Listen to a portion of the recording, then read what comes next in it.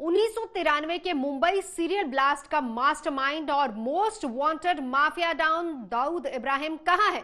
एक बार फिर से पाकिस्तान झूठ पर उतर आया है।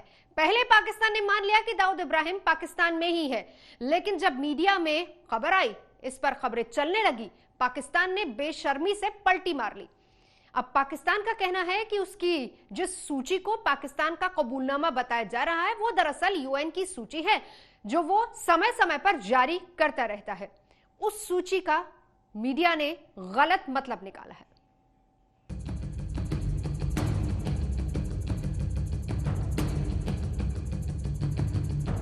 दाऊद इब्राहिम पर पाकिस्तान की हां ना। पहले दाऊद के पाकिस्तान में होने का किया कबूलनामा, फिर अपने ही दावे से पलट गया पाकिस्तान। 1993 के मुंबई ब्लास्ट के मास्टरमाइंड और most wanted mafia don Dawood Ibrahim को लेकर पाकिस्तान ने ऐसा रंग बदला है कि गिरगिट भी शर्म आ जाए। कल पाकिस्तान में दाऊद की मौजूदगी के कबूलनामे के बाद पाकिस्तानी विदेश मंत्रालय ने बयान जारी कर अपने ही कबूलनामे को खारिज कर दिया। पाक विदेश मंत्रालय का अब कहना है कि डी कंपनी का सरगना उसके देश में होने की बात झूठी है।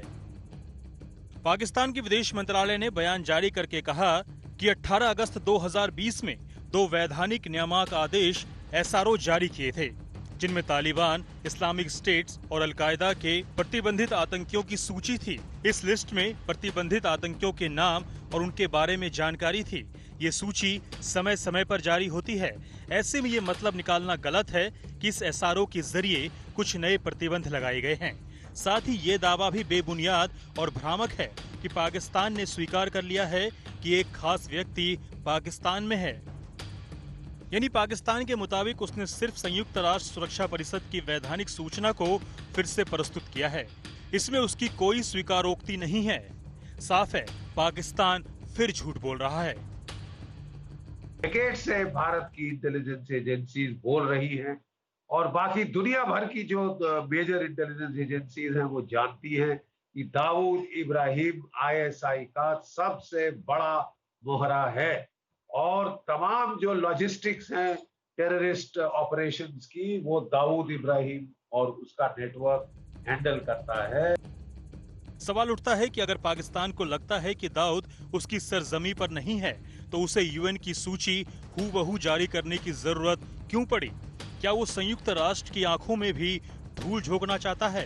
सवाल ये है कि जब आप एक इस तरह के गुनहगारों को अपने आपने सहारा दिया, अपने आप पनपाया, उसके बाद अब आप इस बात का जिक्र भी नहीं करना चाहते। अब आप ये कहते हैं अच्छा प्रॉपर्टी है उसकी। अब पहले आपने कहा उसामा बिन लादेन से लेकर हाफिज सईद से लेकर दाऊद इब्राहिम से लेकर हर किस्म के अपराधियों को पाला गया, पोसा गया, खड़ा किया गया।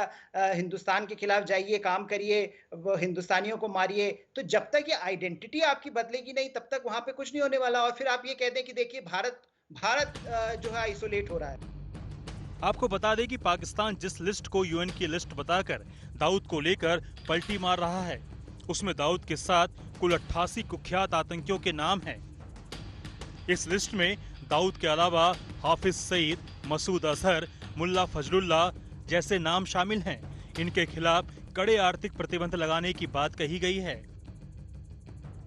लिस्ट में न सिर्फ दाऊद इब्राहिम का नाम लिखा है, बल्कि ये भी बताया गया है कि दाऊद कराची के अपने बंगले व्हाइट हाउस में रहता है। जारी नोटिफिकेशन के मुताबिक दाऊद के सारे चल अचल संपत्ति जब्त करने और उसके बैंक खाते सील करने और उस पर शिकंजा कसने का भी हुक्म दिया गया है। पाकिस्तान ने 18 अगस्त को इस सिलसिले में 2 नोटिफिकेशन जारी कर 26/11 हमले के मास्टरमाइंड और जमात-उद-दावा के चीफ हाफिज सईद, जैश-ए मोहम्मद के चीफ मसूद अजहर और अंडरवर्ल्ड डॉन दाऊद इब्राहिम पर शिकंजा कसने की बात कही।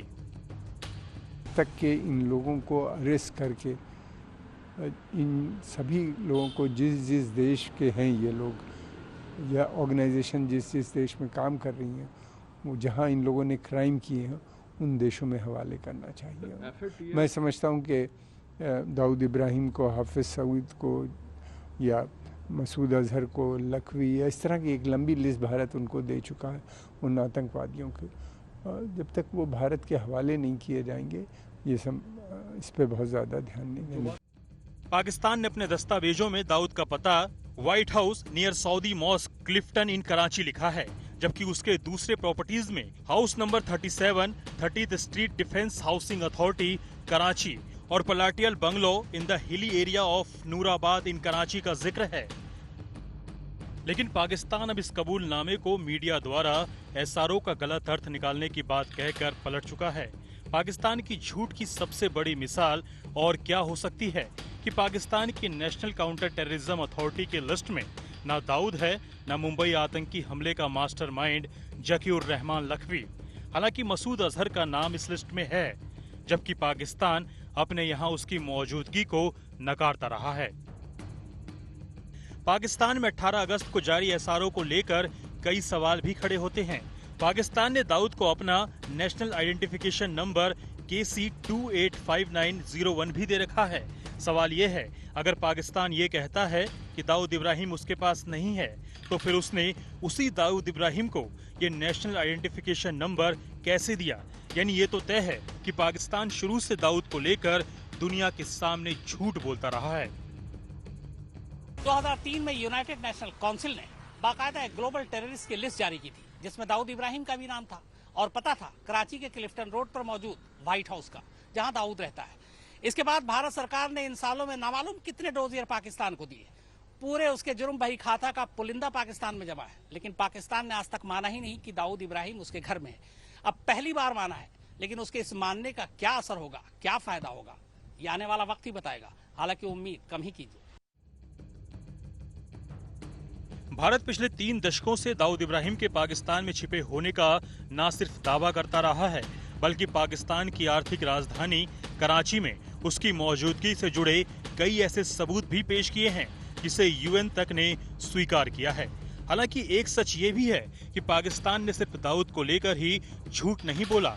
अलकायदा के चीफ ओसामा बिन लादेन के पाकिस्तान में छुपे होने को लेकर भी वो तब तक झूठ बोलता रहा जब तक अमेरिकी नेवी सील कमांडोज ने पाकिस्तान में घुसकर उसे ढेर नहीं कर दिया। 59 साल के दाऊद पर मुंबई ब्लास्ट की साजिश रचने के साथ साथ भारत में कई और आतंकवादी हमलों की साजिश में शामिल होने, मनी लॉन्ड्रिंग और हफ्ता वसूली का रैकेट चलाने, सुपारी लेकर हत्या करने समेत कई संगीन इल्जामों के साथ साथ अलकायदा और लश्कर-ए-तैयबा जैसे आतंकवादी संगठनों के लिए पैसे जुटाने का भी इल्जाम है। दिल्ली में गीता मोहन और मुंबई में शम्स ताहिर खान के साथ आज तक ब्यूरो।